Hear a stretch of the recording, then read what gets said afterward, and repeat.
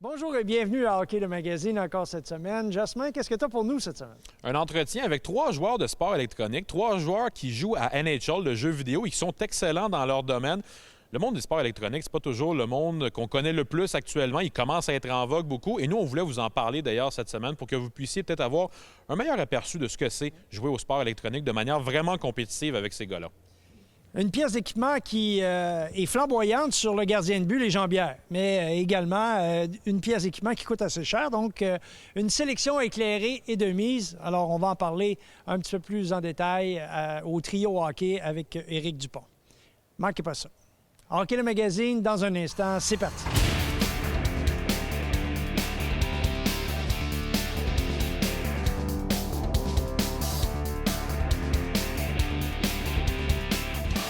Hockey, le magazine vous est présenté par le Trio Hockey, l'ultime méga magasin de hockey. En collaboration avec Captorder, hygiène du sport. Captorder passe à l'action, le Hockey le magazine pour un accès inédit à vos joueurs préférés. Les sports électroniques sont en vogue au cours des dernières années dans le monde. Cette semaine, à Hockey le Magazine, on a le plaisir de vous présenter l'équipe Olympia, une équipe qui joue à NHL 21 avec 6 joueurs qui sont parmi les meilleurs dans le monde.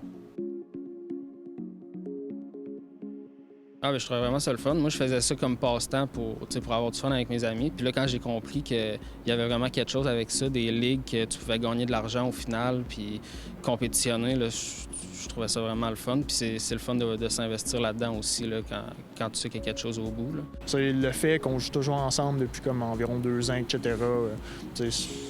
C'est ça qui fait qu'on est bon. Je sais que, par exemple, mes 2 défenseurs, je sais qu'est-ce qu'ils font, je sais comment gérer la game avec eux, je sais qu'est-ce qu'ils vont laisser, je sais les petits genres de tirs qu'ils vont me laisser, puis eux autres, c'est la même chose, ils savent qu'est-ce que je vais arrêter, ils savent qu'est-ce que je voudrais pas recevoir. Pour vrai, c'est vraiment similaire, je te dirais. Là, tu regardes une game du Canadien, comme tu dis, puis une de nos games à nous, c'est vraiment, on essaie d'aller chercher des stratégies là, pour battre les autres avec ça. Là. C'est vraiment du hockey. C'est la même chose, mais virtuel. Là. Ça prend de la chimie, de la communication. On est 6 ce jeu. Fait que c'est sûr qu'il faut se parler. On n'a pas de coach, mais on va se manager ensemble. On prend des décisions en équipe. On se parle pendant les parties. S'il y a de quoi qui ne marche pas, on deal avec ça. Fait que c'est ça. La chimie est vraiment importante dans ce contexte-là. Fois, on reçoit des messages, puis du monde qui nous dit « T'as-tu des petits trucs à me donner? T'as-tu des petites tendances que je pourrais faire? » Mais pour vrai, c'est juste tu joues, tu t'améliores avec ton équipe. Comme moi, en 6v6, c'est assez important de... Tu sais, comme Charles, lui, c'est mon centre. Fait que tu sais, développer une chimie avec Charles, puis c'est juste s'améliorer ensemble, là, parce qu'il n'y a pas d'ordinateur sur la patinoire, là, dans notre mode de jeu. En fait, il y a une couple d'années, je dirais que c'était des tournois qui sortaient environ 3 à 4 fois par année. C'était des tournois à environ un pricing de 2 à 3 000 $. Et puis, ça a commencé environ en dernière année avec une équipe de la NHL, les Capitals, qui ont sorti un tournoi qui s'appelait Caps Gaming Showcase. 10 000 $ avec un événement, la finale, qui était en live, en personne à Washington. Là, le monde a vraiment accroché là-dessus. Puis, ça a vraiment pris l'initiative d'une équipe de la NHL de commencer tout ça. Et puis, cette année, le jeu est sorti. Puis, une semaine après, il y a vraiment 2 gros tournois qui se sont annoncés. Les Sharks sont embarqués là-dedans. Un tournoi qu'on est en train de faire en ce moment pour 25 000 $. Et puis, il va y avoir un autre tournoi des Capitals qui va faire une édition numéro 2, en fait, cette année. Puis là, on espère en avoir d'autres, les équipes de la NHL qui vont embarquer dans le futur, oui. C'est pas de quoi que je crie sur tous les toits. Je veux dire, pour moi, c'est encore un passe-temps, c'est le fun. Puis, je veux dire, le temps que ça va durer, qu'on va être compétitif, puis qu'on va être dans le plus haut, j'en profite. Puis, je veux dire, c'est juste du plus le fait qu'on fait de l'argent, etc. C'est juste du fun. C'est sûr que je me sens un peu bizarre de parler de ça avec mes proches, mais ils me comprennent. Je joue souvent des tournois pour de l'argent et tout, donc ils me comprennent. C'est sûr que je suis pas tout le temps, je suis pas plugué sur la Xbox 24h/7. J'ai ma vie sociale en général aussi, là. Mais c'est ça. Mes amis comprennent, en fait. Là, mes parents, ma famille et tout, ils comprennent que c'est une partie de ma vie, en fait. Là. C'est sûr qu'en ce moment, je te dirais, c'est peut-être plus un côté passe-temps que professionnel parce que c'est pas encore assez gros. Je te dirais que si tu veux gagner de l'argent, il faut vraiment que tu gagnes. Il n'y a pas de salaire vraiment avec ça. Mais si ça continue à grandir, là, c'est sûr que ça serait quelque chose que je voudrais. Là, ouais. C'est sûr que je pense que tout le monde souhaite que ça ressemble un peu à la NBA 2K League. Parce que, tu sais, c'est ça, dans la NBA, toutes les équipes sont déjà comme tous représentés, il y a un repêchage, tout. Ça marche vraiment comme une vraie ligue sportive. C'est sûr, je pense que tout le monde souhaite de voir ça. Mais pour le moment, c'est des tournois organisés par les équipes. C'est bien, puisque toutes les équipes ne sont pas encore tous impliqués, mais je pense qu'on voit déjà l'intérêt de beaucoup d'équipes de la Ligue nationale de s'impliquer là-dedans. Il y en a au moins 10, je pense, aujourd'hui. Tu sais, juste l'année passée, c'était juste Washington qui avait commencé toute seule. C'était comme quasiment au milieu de l'année en plus. Ça. Fait que je pense qu'on voit beaucoup d'intérêt des équipes et je pense que ça va progresser assez rapidement dans les prochaines années. À notre question de la semaine, on parle aujourd'hui de Guy Lafleur, puisque le 27 février 1989, Lafleur, qui était alors un membre des Rangers de New York, avait réussi à marquer un tour du chapeau. Ça, il en a fait plusieurs dans sa carrière et on se demande cette semaine combien il en a réalisé exactement des tours du chapeau, Guy Lafleur, au fil de sa carrière. Mais Danny, Guy Lafleur dans l'uniforme des Rangers de New York, c'était pas une phrase qu'on était habitué de dire à cette époque-là. Habituellement, c'était Guy Lafleur du Canadien de Montréal. Ouais. Ben écoute, moi, j'ai eu l'occasion de le voir de près parce qu'à l'époque, j'étais entraîneur chez les juniors à Trois-Rivières et les Rangers étaient venus s'entraîner dans le Colisée de Trois-Rivières. Écoute, c'était la fête. De l'engouement à Mauricie. C'était la fête à Mauricie. Tout le monde était bien excité de voir les Rangers en action. Michel Bergeron était l'entraîneur à cette époque-là. Donc, pour moi, c'est des moments assez mémorables, la présence de Guy Lafleur à Trois-Rivières dans le Colisée. On se demande donc cette semaine combien de tours du chapeau Guy Lafleur a-t-il réalisé au cours de sa carrière de 1126 matchs dans la Ligue nationale de hockey. Est-ce A, 26, B, 20 ou C, 17? La réponse après la pause.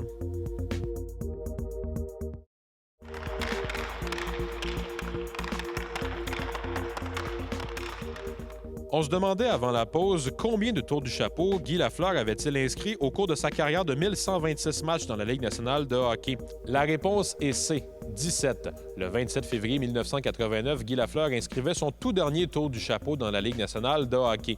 Et Danny, évidemment, Guy Lafleur fait partie des très grands de l'organisation du Canadien de Montréal, si ce n'est pas même le plus grand de tous.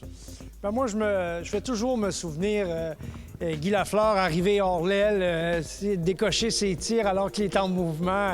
Je ne sais pas combien de buts il a marqué de cette façon-là.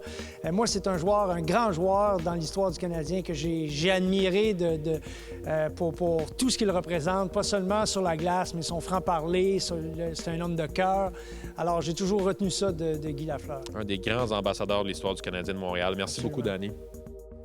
Écoute, Sylvain, dans ton livre « La puissance de nos différences », tu parles des générations. Oui. Ça m'interpelle beaucoup. J'aimerais que tu nous parles un petit peu des générations et de l'entraîneur, l'intergénération. Là. Parce que, écoute, les entraîneurs par définition, sont plus vieux. Là. Comment il peut aller les chercher, là, les jeunes? C'est un peu comme les différentes personnalités en tant que telles. Okay. Plus on a des gens d'âge différents, plus ils amènent une expérience différente. Ce qui est important, c'est d'apprécier la différence que la nouvelle génération nous apporte. Donc, comme quoi? Donne-moi des exemples. On a trop souvent des préjugés. On a des préjugés sur les plus vieux, dire « Ah, mais avant, c'était comme ça, mais là, maintenant, c'est plus de même la vie. » Mais non, tout ce qui avait du bon sens avant a encore du bon sens aujourd'hui. Ce qui n'avait pas d'allure avant n'a pas plus d'allure aujourd'hui. Donc, c'est important de décortiquer et de ne pas avoir un préjugé sur l'âge de la personne qui m'amène le commentaire ou que moi, lorsque je fais le commentaire à l'autre. Ce qui est important, c'est d'être d'actualité, mais avec tout ce qui avait de l'allure dans le passé, que je le rapporte aujourd'hui, et je prends ce qui est bon dans aujourd'hui pour le mettre ensemble. Qu'est-ce que, exemple, les valeurs, là? Oui. Les valeurs qui interpellent les jeunes aujourd'hui. Est-ce que c'est les mêmes valeurs que dans mon temps? C'est les mêmes valeurs. Les mêmes valeurs. C'est les mêmes valeurs. On a les valeurs qui sont l'écoute, le respect, l'entraide, la communication. C'est encore là. C'est encore là. C'est tout ce qu'on nous a appris qu'il y avait du bon sens. C'est encore vrai. Il y a des choses différentes parce que... Donc, c'est plus dans le comment. C'est dans le comment parce qu'aujourd'hui, un jeune d'aujourd'hui a beaucoup d'informations, il y a beaucoup de choses. Puis souvent, malheureusement, si on n'a pas fait attention à lui enseigner le respect face à l'autre, il peut vraiment penser que le centre de l'univers, c'est autour de lui. Oui. Et ça, c'est néfaste pour un groupe. J'entends souvent que les jeunes, aujourd'hui, abandonnent plus vite. Est-ce que c'est vrai? C'est vrai parce qu'ils ont plein de possibilités, Danny. Donc, l'objectif à atteindre, si c'est pas ça, ça va être d'autres choses. Oui, parce que Tu sais, à l'époque, nous, on faisait quoi? Hockey l'hiver, baseball Baseball l'été. l'été. Là, aujourd'hui, ils ont plein d'autres activités qu'ils peuvent faire. Il y a il y a pas seulement le sport, il y a le côté culturel, il y a plein de possibilités pour eux. Donc, est-ce qu'ils lâchent plus facilement? Je dirais qu'ils sont plus enclins à regarder autre chose qui se fait, puis ils ont plus de possibilités. Donc, ils peuvent effectivement choisir dans une panoplie plus grande que nous, on avait à l'époque, là. Oui, puis en même temps, ben donc, ça met un petit peu plus de fardeau sur les épaules de l'entraîneur, d'être intéressant, d'être... Oui, puis il y a un message important aux parents. Le parent, il doit être de connivence avec l'instructeur. Faire équipe avec. Ça, c'est très, très important. Ouais, je suis content que tu parles de ça. Mais moi, je trouve ça triste quand un parent, si mon enfant a eu un mauvais comportement, puis que mon instructeur l'a réprimandé, puis j'arrive et je dis « Ouais, mais ton instructeur... » Non, il est en train d'aider ton enfant à se développer. Moi, je veux juste savoir ce qu'il lui a dit. Exactement. C'est tout ce que je veux savoir C'est comme tout. parent. Puis Ah si ouais. c'était fait dans le respect, puis il avait raison, ben je dois le féliciter, je dois lui dire « Regarde, c'est correct comme ça. » Puis tu sais, ton instructeur, il a raison. Ouais.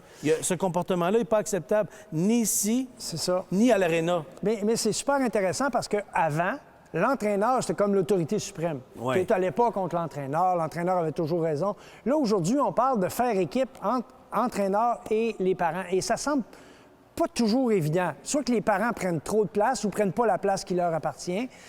Et soit l'entraîneur ne veut pas partager son pouvoir, disons ça comme ça, son pouvoir d'influence. Ouais. Comment tu vois ça? Mais premièrement, les instructeurs qui sont là, les coachs qui sont là pour leur propre ego, pour gagner, puis tout ça, puis qui oublient qu'ils sont en train de diriger des jeunes en développement, puis que c'est notre futur, puis c'est important. Que la courbe n'est pas la même ils pour ont, chacun. ils n'ont pas leur place. Je suis désolé de le dire.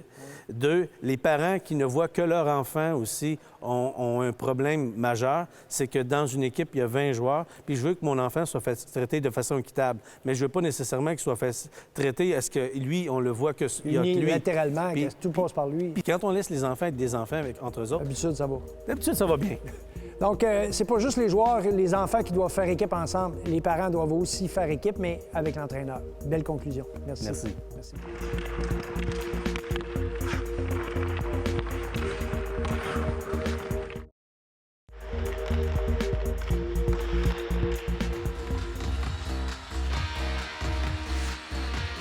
Cette chronique équipement vous est présentée par le Trio Hockey, Sport Rousseau, Hockey Expert et l'entrepôt du hockey.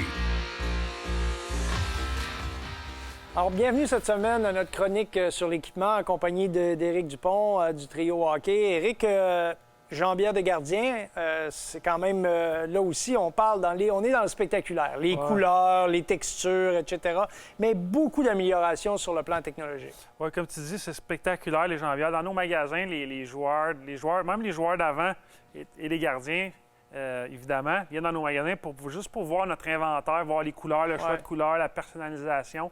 On a vraiment des belles choses en magasin. Puis comme tu dis, la technologie a beaucoup, beaucoup avancé depuis quelques années. Au niveau du rebond, parce que moi, c'est ce qui m'intéresse toujours là, dans l'aspect un petit peu plus techno, c'est comment l'absorption de la rondelle ou du choc de la rondelle en plein milieu de la jambière. Comment ça fonctionne avec ce modèle-là? Bien, les technologies, ce jambière est fait spécifiquement pour un gardien qui soit plus papillon. Donc, le cœur de la jambière fait en sorte que les matériaux utilisés vont expédier la rondelle un petit peu plus loin que qu'est-ce qu'on était habitué auparavant. Maintenant, je prends 2 secondes pour expliquer aux gens qui nous écoutent qu'il y a eu une époque où on voulait que la rondelle tombe puis elle demeure devant. Exact. Maintenant, ce qu'on veut, c'est que la rondelle aille loin. Il y a tellement de monde devant le filet. La dernière place que tu veux l'avoir, c'est près de toi. Tu veux pousser la rondelle le plus loin Tu possible. veux pousser la rondelle le plus loin possible. Puis ça, c'est des améliorations technologiques qui ont été amenées grâce aux collaborations des entraîneurs de gardiens et des gardiens eux aussi, parce que c'est des détails tellement fins sur le plan technique que le constructeur ou l'ingénieur ou les gens, les cerveaux derrière la technologie doivent être appuyés par les compétences et les connaissances. Ça, c'est... Tout à fait d'accord. Le travail fait sur le développement est fait en laboratoire, évidemment, mais aussi sur les patinoires avec les joueurs pros, surtout l'été. Ils testent différentes jambières, différentes technologies. Puis d'ailleurs, Bauer, qui a fait une grande poussée dans l'équipement de gardien depuis quelques années, se sont démarqués par ça. Ils utilisent du composite curve à l'intérieur de la jambière qui fait en sorte... On a déjà vu une vidéo de Henrik Lundqvist qui arrêtait une rondelle dans son filet, puis le rebond se rendait à la ligne rouge. C'est pas tout le monde qui va faire ça, évidemment, là, mais on peut voir que le rebond sur les jambières de nos jours est complètement différent d'auparavant. Et Lundqvist est un gardien qui aime rester à l'intérieur de son demi-cercle. Il va même pas sur la ligne des buts. Donc, lui, là, déjà, il concède. C'est un gardien de but qui s'accroupit rapidement. Alors, l'effet trampoline sur ses jambières, pour lui, c'est vital. C'est encore plus important que pour certains autres gardiens. Dis-moi, au niveau de comment on enrobe la jambe avec la CCM, comment le côté ergométrique a été développé, si on veut la tourner pour... Oui, bien, chaque jambière ont leur ajustement spécifique à eux. Ils sont tout aussi confortables les uns que l'autre, mais encore une fois, ça dépend de votre style de gardien et puis l'ajustement que vous désirez. C'est beaucoup plus simple qu'auparavant. Il y a 2 sangles, une à l'intérieur. On enlève et on met nos jambières en quelques secondes seulement. Je remarque qu'il y a une double protection. Il semble y avoir un coussinet éloigné qui est vraiment... Le premier, le plus mince, semble vraiment être celui qui est là simplement pour la surface de glisse. Il est plus long, il est plus mince, donc il permet aux jambières d'être plus stables. C'est bien ça? C'est exactement ça. Donc, pour le genou, c'est très confortable. Et en même temps, sur celle-ci, tu peux retirer une partie. Donc, si tu veux être un petit peu plus mince et être plus en contact avec la patinoire, c'est possible sur la jambière Axis. OK. Encore une fois, on cherche à personnaliser l'équipement. Dans le cas de Bauer, c'est un peu différent. Oui, c'est un petit peu différent. Il y a plusieurs ajustements qui sont tout aussi complets. Tu vois ici le coussin à l'intérieur du cou pour stabiliser le genou. C'est seulement un coussin un petit peu plus épais que le CCM, mais qui va faire pour un type de gardien spécifique. Par contre, l'extérieur de la jambe, vraiment, écoute, c'est enrobé. Je suis sûr qu'on ne voit pas du tout le mollet du gardien de but sur cette jambière-là. Exactement, ça l'enrobe bien. En même temps, c'est sécuritaire pour l'arrière de la jambe. Dis-moi, un grand classique, Lefebvre, toujours. Écoute, Lefebvre, c'est une compagnie éprouvée. C'est vraiment des leaders dans le domaine. Parle-nous un peu de cette jambière-là. Comme la plupart des gens savent, sont en business depuis très, très, très longtemps. Fabriqués au Québec. C'est des commandes sur mesure seulement. Lefebvre a produit les jambières de CCM pendant des années. Ils ont été acquis par la compagnie True il n'y a pas tellement longtemps.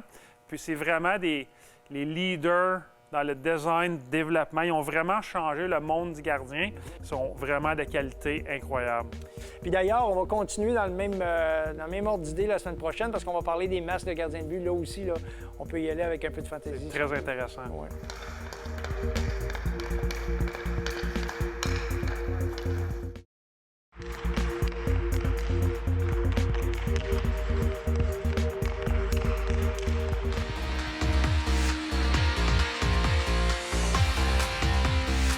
La chronique Sur la glace est une présentation de Captodor, hygiène du sport. Captodor, passe à l'action. Bienvenue à cette autre chronique sur la glace. Aujourd'hui, on va s'attarder aux défenseurs, mais lors des récupérations de rondelles. On le sait, avec l'élimination de la ligne rouge, c'est devenu de monnaie courante de mettre énormément de pression sur les défenseurs. Donc, ceux-ci doivent être en mesure de se libérer de cette pression en utilisant les feintes, les changements de direction. Et pour ça, bien, plus souvent qu'autrement, il faut utiliser l'intérieur et l'extérieur des lames de ces patins, ce qu'on appelle les quarts. Et plus précisément, Mathieu Gravel nous en fait état lors de cette démonstration qu'on va voir à l'instant. En premier lieu, il faut savoir où est le joueur adverse. Il est à quelle distance de moi. S'il est trop loin de moi puis je fais la feinte, ça ne sert à rien.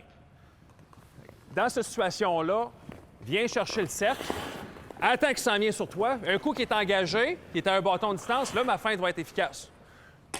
Pour récupérer la rondelle, on utilise les corps internes. Là, on y va tranquillement. Quand la rondelle est disponible, pourchasse-moi, je m'en viens à la rondelle. 1, 2, je viens vers le milieu, et là, je m'évade sur le côté. Et lui, il faut que ses orteils pointent là-bas. S'il reste en arrière de moi, puis il fait juste ça, bien, automatiquement, il va pouvoir venir me fermer. Moi, il faut que je l'amène poser de où je vais aller. Bien, je veux que tu prennes le temps de rentrer, patiner vers la bande là-bas et t'évader par la suite. Alors, sur cet exercice, vraiment, c'est un exercice de poursuite. Donc, on place une rondelle en fond de territoire. Le défenseur, une fois qu'il a pivoté, on veut qu'il utilise vraiment l'intérieur de ses lames, donc de ses quarts. les quarts intérieurs, pour justement être en mesure de changer rapidement de direction. Donc, on a une simulation. Ce qu'on veut à l'entraînement, c'est voir ces défenseurs feinter d'aller d'un côté et ensuite ramener rapidement la rondelle de l'autre afin de se défaire de son couvreur. Ce qu'on veut, là, comme l'expliquait Mathieu, c'est que les patins pointent dans la direction opposée à celle qu'on va choisir. Donc, on force le poursuivant à se compromettre et par la suite, on change de direction. Alors, c'est ce qui est sollicité là, dans cette technique de feinte et de changement de direction pour les défenseurs en utilisant l'art de la glisse, les quarts. Alors, sur cette deuxième animation, on voit qu'on travaille avec des groupes restreints. Hein? On est, là, il y a un joueur de chaque côté, donc que ce soit des attaquants ou défenseurs. Vous pouvez faire des petits ateliers comme ça pour travailler dans les coins, les 4 coins de patinoire. Vous pouvez faire aussi la même chose dans le centre de la glace, évidemment. Mais l'idée, c'est d'utiliser les bandes. Donc, on place une rondelle en fond de territoire. Le défenseur est en simulation. Donc, il recule, pivot, fait face à la rondelle, va chercher celle-ci, fait une première passe. Le joueur qui a reçu la passe redonne la rondelle à celui qui est devant. Ça peut être l'entraîneur ou un coéquipier défenseur. On relance encore la rondelle en fond de territoire, comme l'animation le démontre. Et là, on va faire la passe de l'autre côté. Comme ça, en tant que défenseur, lorsqu'on récupère la rondelle, on peut distribuer la rondelle soit sur le long de la rampe, soit encore dans le corridor central, habituellement où est placé le joueur de centre. Alors, l'idée, c'est de reproduire des situations de match, mais en faisant énormément de répétitions. Donc, plusieurs répétitions pour justement s'assurer que notre défenseur sait comment utiliser l'intérieur de ses lames de patin, donc les quarts intérieurs, comme on l'a dit précédemment. C'est vraiment très, très important. Et vous pouvez travailler comme ça les fins, débuts d'entraînement avec vos défenseurs afin d'augmenter leur efficacité sur les récupérations en rondelle libre. Bonne semaine. Écoute, Jasmin, c'est vraiment toujours super intéressant avec Sylvain Guimond et encore plus cette connotation d'amener la dimension diversité à l'intérieur d'une équipe. Oui, tout à fait. C'est un collaborateur qu'on a depuis plusieurs années à Hockey le Magazine et qu'on apprécie particulièrement parce qu'il nous permet de voir des côtés dans le hockey qu'on soupçonne parfois pas nécessairement. C'était bien plaisant de voir ça. La semaine prochaine, Danny, on va aller voir François Bordua, que peut-être que les gens connaissent pas, mais qui est impliqué dans le succès de beaucoup de joueurs de hockey professionnels. C'est un entraîneur des habiletés. Alors, il est spécialisé vraiment à faire progresser les joueurs à ce chapitre-là. Je vous présente ça la semaine prochaine. Et de mon côté, sur la glace, l'implication des défenseurs, je me suis amusé depuis plusieurs années à l'appeler le rebaptisé, le 4e attaquant. Maintenant, les équipes qui ont du succès offensivement lancent dans la mêlée leur défenseur offensif. Et donc, c'est très important pour les jeunes de développer ces habiletés offensives. On va voir ça la semaine prochaine ensemble. Hockey Magazine vous a été présenté par le Trio Hockey, l'ultime méga magasin de hockey. En collaboration avec CapTorder, Hygiène du sport, CapTorder, Passe à l'action et Hockey Magazine pour un accès inédit à vos joueurs préférés.